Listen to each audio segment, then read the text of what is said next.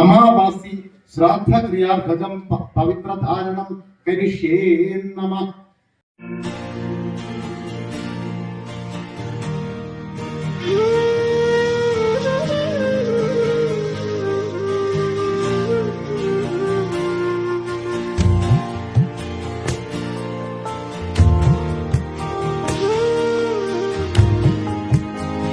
നെയ്യാറ്റിൻകരയിൽ പിതൃപരമ്പരയുടെ മോക്ഷപ്രാപ്തിക്കായി അനന്തരതലമുറ കൊല്ലത്തിലൊരിക്കൽ ശ്രാദ്ധമൂട്ടുന്ന കർക്കിടക വാവ് ദിനത്തിൽ ക്ഷേത്രങ്ങളിൽ പതിവിൽ കവിഞ്ഞ തിരക്കനുഭവപ്പെട്ടു.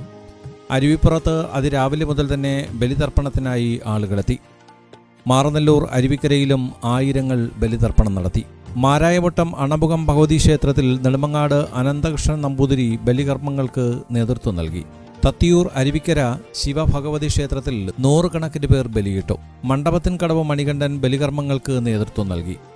സേവാഭാരതി മാരായമുട്ടം ഉപസമിതിയുടെ നേതൃത്വത്തിൽ മാരായമുട്ടം നീലകേശി ക്ഷേത്രത്തിന് സമീപം നടന്ന കർക്കിടക വാവ് ബലിക്ക് പെരുവൻമൂല കേശവൻ നായർ ആചാര്യരായിരുന്നു നേതൃത്വം നൽകിയത്. രാമേശ്വരം മഹാദേവ ക്ഷേത്രത്തിൽ നടന്ന വാവുബലി കർമ്മങ്ങൾക്ക് കവിയും സംസ്കൃത അധ്യാപകനുമായ ഉദയൻ കൊക്കോട് നേതൃത്വം നൽകി. കണ്ണങ്കുഴി കാശിലിംഗം ഗുരുസ്വാമി സമാധി ധർമ്മമഠത്തിൽ നടന്ന കർക്കിടക വാവുബലി ചടങ്ങുകൾക്ക് വിഷ്ണുപോറ്റി, ശങ്കർ റാം എന്നിവർ നേതൃത്വം നൽകി.